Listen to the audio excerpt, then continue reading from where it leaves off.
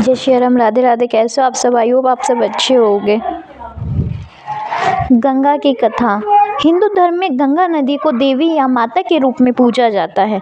धार्मिक मान्यताओं के अनुसार मां गंगा में स्नान करने से जीवन में आ रही समस्याएं दूर हो जाती हैं।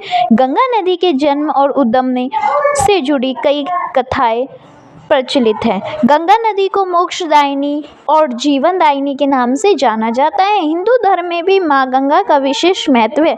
यह भारत की सबसे महत्वपूर्ण नदियों में से एक है, जो भारत, नेपाल और बांग्लादेश में कुल मिलाकर 2525 किलोमीटर की दूरी तय करती है। गंगा नदी को न केवल स्वच्छ और शुद्ध पानी के लिए जाना जाता है, बल्कि आध्यात्मिकता दृष्टिकोण से भी इनका विशेष महत्व है। हिंदू धर्म में इन्हें देवी के रूप में पूजा जाता है। भारतीय वेद पुराणों में मां गंगा के संदर्भ में विस्तार से बताया गया है। एक मान्यता यह है कि जो व्यक्ति अपने जीवन काल में एक बार भी मां गंगा में स्नान कर लेता है, उसके न केवल इस जन्म के बल्कि पूर्व जन्म के पाप भी नष्ट हो जाते हैं। गंगा नदी के तट पर बसे शहरों की जलापूर्ति भी इसी नदी से होती है। साथ ही कृषि एवं पर्यटन जैसे बड़े उद्यम भी गंगा नदी के माध्यम से ही किए जाते हैं। स्वास्थ्य के दृष्टिकोण में भी मां गंगा को बहुत ही लाभदायक माना गया है। इस नदी के जल में कुछ ऐसी विषाणु होते हैं जो हानिकारक कीटाणुओं को मारने में सक्षम होते हैं, जिस वजह से इस नदी का पानी पीने में से व्यक्ति को कोई बीमारी नहीं होती है। इस स्थान से होता है गंगा नदी का उद्गम।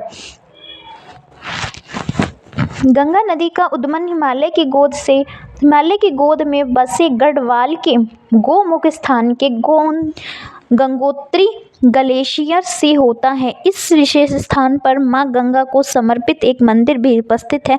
साथ ही इसे तीर्थ क्षेत्र भी माना जाता है, जहां मौजूद 6 बड़ी और उनकी सहायक 5 छोटी धाराओं का भौगोलिक एवं सांस्कृतिक महत्व सबसे अधिक है। साथ ही यह पूजनीय नदी यमुना, कोसी, गंडक, घाघरा जैसी कई नदियों में से जुड़ती है। इसके साथ मां गंगा के उद्गम की कथा पुराणों में भी विस्तार से पंडित की हुई है। मां गंगा के उद्गम की पौराणिक कथा है। पौराणिक कथा के अनुसार राजा बलि नामक शासक ने भगवान विष्णु को प्रसन्न करके पृथ्वी लोक पर अपना अधिकार जमा लिया था और स्वयं को भगवान समझने लगा था। अहंकार में चूर होकर राजा बलि ने देवराज इंद्र को युद्ध के लिए ललकारा। स्वर्ग लोक पर खतरा मंडराता हुआ देख देवराज इंद्र भगवान विष्णु से मदद मांगने पहुंचे। तब राजा बलि के उद्धार के लिए भगवान विष्णु ने वामन रूप धारण कर लिया। उसी समय राजा बलि ने अपने राज्य की सुख समृद्धि के लिए अश्वमेध यज्ञ करवा रखा था, जिसमें उसने विशाल ब्राह्मण भोजन का आयोजन किया और उसे दान दक्षिणा दी। तभी भगवान विष्णु वामन रूप में राजा बलि के पास पहुंचे। बलि को यह आभास हो गया था कि भगवान विष्णु ही उनके पास आ रहे हैं। राजा बलि ने जब ब्राह्मण से दान मांगने के लिए कहा, तब भगवान वामन ने राजा बलि से 3 कदम जमीन दान के रूप में मांगी। यह सुनकर राजा बलि खुशी खुशी तैयार हो गए। तब भगवान विष्णु ने अपना विकराल रूप धारण किया और उनका पैर इतने विशाल हो गए कि उन्होंने पूरी पृथ्वी को एक पैर में नाप लिया और दूसरे पग में पूरे आकाश को। इसके बाद वामन भगवान ने पूछा कि वह अपना तीसरा पग कहाँ रखे। तब राजा बलि ने कहा कि मेरे पास देने के लिए और कुछ नहीं है, और अपना शीश झुकाकर कहा कि वह अपना तीसरा पग उसके शरीर पर रख दे। तब वामन भगवान ने ऐसा ही किया और ऐसे राजा बलि पाताल लोक में समा गया। पौराणिक कथा के अनुसार जब भगवान विष्णु ने अपना दूसरा पैर आकाश की ओर उठाया था, तब ब्रह्मन जी ने उनके पैर धोए थे और उस जल को कमंडल में भर लिया था। जल के तेज से ब्रह्मन जी ने कमंडल में मां गंगा का जन्म हुआ था। कुछ समय बाद ब्रह्मन जी ने उन्हें पर्वतराज हिमालय को पुत्री के रूप में सौंप दिया था। एक कथा यह भी प्रचलित है कि जब भगवान वामन ने अपना एक पैर आकाश की ओर उठाया था, तब उनकी चोट से आकाश में छेद हो गया था और इसी से 3 धाराएं फूटी पड़ी थी। एक धारा पृथ्वी की पृथ्वी पर गिरी, दूसरी स्वर्ग में, तीसरी पाताल लोक में चली गई। इसलिए माँ गंगा को त्रिपथगा के नाम से भी जाना जाता है। इस तरह धरती पर आई माँ गंगा। गंगा नदी के धरती पर आगमन की एक कथा यह प्रचलित है कि प्राचीन काल में सगर नमक प्रतापी राजा हुआ करता था, जिसने अपने साम्राज्य के विस्तार के लिए अश्वमेध यज्ञ का आयोजन किया और यज्ञ के दौरान घोड़ा छोड़ दिया। जब यह इस यज्ञ का पता देवराज इंद्र को चला तो यह चिंता में आ गए। उन्हें यह चिंता थी कि अगर अश्वमेध का घोड़ा स्वर्ग से गुजर जाता तो राजा सगर स्वर्ग लोक पर भी अपना साम्राज्य स्थापित कर लेंगे। पौराणिक काल में अश्वमेध यज्ञ ने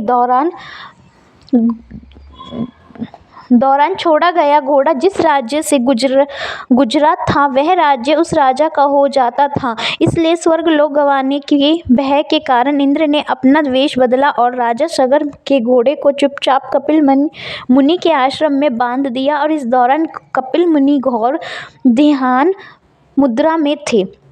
जब घोड़े के चारों ओर की बात राजा सगर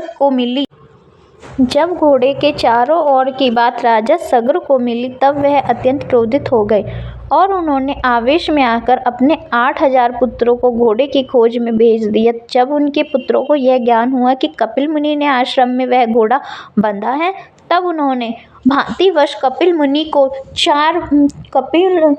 मुनि को चोर मान लिया और उन्होंने युद्ध करने के लिए आश्रम में घुस गए। ध्यान मुद्रा में लीन कपिल मुनि को जब शोर सुनाई दिया तो वह घटना स्थल पर पहुंचे जहां सागर के पुत्र उन पर घोड़े की चोरी का झूठा इल्जाम लगा रहे थे।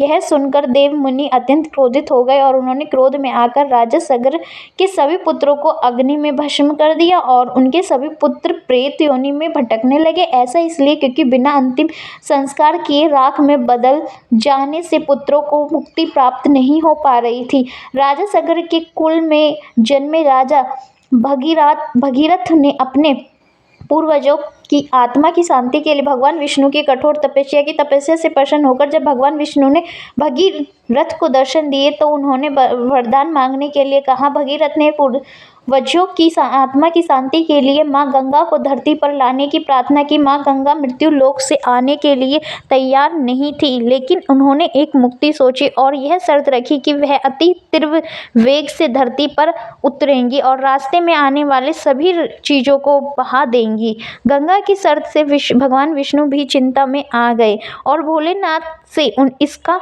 हल निकालने के लिए कहा। तब भगवान विष्णु ने कहा कि वह गंगा को अपनी जटाओं में समाहित कर लेंगे, इससे धरती पर विनाश नहीं होगा। इसके बाद भगवान शंकर ने गंगा को अपनी जटाओं में समाहित किया और इस तरह गंगा नदी धरती पर प्रकट हुई। जय श्री राम, राधे राधे। कैसे हो आप सब? आई होप आप सब अच्छे होंगे। वीडियो अच्छी लगी हो तो प्लीज़ चैनल को लाइक एंड सब्सक्राइब करना ना भूलें। Thank you for watching this video.